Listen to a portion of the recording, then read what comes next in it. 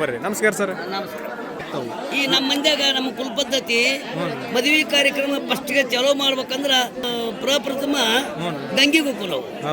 ಗಂಗಿಗೆ ಹೋಗಿ ಬಂದು ಆ ನೀರು ಮನೆಗಿಟ್ಟು ಮತ್ತೆ ಜೀರ್ ಮನೆಗೆ ಹೋಗಿ ಬಾಸಿಂಗ ತರ್ತೀವಿ.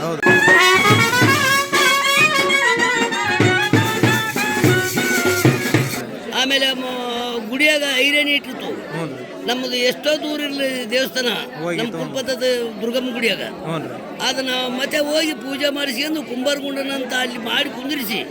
ಅವ್ರು ಕುಂಬಾರ ಇಲ್ಲ ಅಲ್ಲಿ ಈಗ ನಮ್ಮ ಮಂದಿ ಹುಡುಗನ ಹೋಗ್ಬೇಕು ಕುಂಬಾರನಂತ ಮಾಡಿ ಕುಂದಿರಿಸ್ತು. ನೇಮಕ ಮಾಡ್ತೀವಿ, ಪೂಜೆ ಮಾಡಿ ಕೊಡ್ತಾನ ಹುಡುಗ.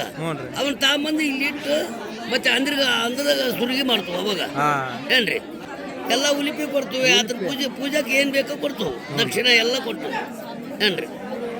ಅದು ನಮ್ಮ ಕುಲ ಪದ್ಧತಿ. ಅದು ಈ ಸುರುಗಿ ಮೊದಲ ಗಂಡಿನ ಸುರುಗಿ ಮಾಡಿ ಆಮೇಲೆ ಹೆಣ್ಣಿನ ಸುರುಗಿ ಮಾಡಿ ಆಮೇಲೆ ಮಾಂಗಲ್ಯ ಧಾರಣ ಮಾಡ್ತೀವಿ. ಎತ್ತಾಗಿ ಮಾಂಗಲ್ಯ ಧಾರಣ ಮಾಡ್ಬೇಕಾದ್ರೆ ಅಂದ್ರದಾಗ ಮಾಡ್ತೀವಿ ನಾವು.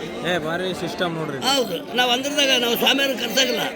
ಸ್ವಾಮಿಯವ್ರ ಕರ್ಸಿರಿ ಏನಾಗುತ್ತಂದ್ರ ಮನ್ಯಾಗ ಕುಂತ್ಕೊಂಡು ಪಂಚಕಳಸ ಹೂಡ್ಬಿಡ್ತಾರ. ಅದು ಮನ್ಯಾಗ ಏಸ್ ಮಂದಿ ನೋಡ್ತು, ಮನ್ಯಾಗ ತುರೇನು ಹೋಗಿ ಹಂಗೆಲ್ಲ ಪಬ್ಲಿಕ್ ಮಾಂಗಲ್ಯ ಧಾರಣ ಮಾಡ್ತು. ತಾಳಿ ಕಟ್ಟುವಪ್ಪ ದೈವ ಅಂತ ದೈಹಿಕ ಸಂಸ್ಥೆ ಮಾಂಗಲ್ಯ ಕಟ್ತು. ಅದಕ್ಕೆ ತಾಳೆ ಆದವನು ಅಂತ ಅಂತಾರೆ ನಮ್ಮ ಮಂದ್ಯಾಗ. ಅಂದ್ರದಾಗ ನಿಂದ್ರಿಸಿ ತಾಳಿ ಕಟ್ಟೋದು, ನಿಂದ್ರಿಸಿ ತಗೊಂಡು ಕಟ್ತು. ಕುಂದ್ರಿಸಿ ಕಟ್ಟಾಗಲ್ಲ, ನಿಂದ್ರಿಸಿ ಕಟ್ಬೇಕ್ರಿ. ನಮ್ಮ ಹಿಂದೂ ಸಂಪ್ರದಾಯ ಪ್ರಕಾರ ನಿಂದ್ರಿಸಿ ಕಟ್ಬೇಕು. ವಿಶೇಷವಾಗಿದೆ. ಈಗ ಇವ್ರು ಏನ್ ಮಾಡ್ತಾರೆ, ಈ ಪ್ಯಾಶನ್ ಅಂತಂದು ಇವರು ಅವ್ರ ಹಳೆ ಮಂದಿ ಅಂತ ನಮಗ ಹಳೆ ಮಂದಿ ಅವ್ರ ಹಳೆ ಮಂದಿ ಅಂತ ಹಿಂದಕ್ಕೆ ಸೇರಿಸಿ ಅವ್ರು ಮುಂದಕ್ಕೆ ಆ ರೀತಿ ಮಾಡ್ತಾರೆ. ಇದು ಹೆಂಗಂದ್ರ ಸಿಸ್ಟಮ್ ಒಂದೊಂದು ಡಿಸ್ಟಿಕ್ ಒಂದೊಂದು ಊರು 10 ಕಿಲೋಮೀಟರ್ಗೆ ಒಂದೊಂದು ಇದು ಸಂಪ್ರದಾಯಗಳ ಚೇಂಜ್ ಅದಾವ್ರಿ. ಅವ್ರವ್ರ ಪದ್ಧತಿಯಾಗ ಅವ್ರು ಮಾಡೋದು ತಪ್ಪಲ್ರಿ. ಅವ್ರಿಗೇನು ವಿರೋಧಿಗಳಲ್ಲ, ಅವ್ರ ಅನುಕೂಲತೆ.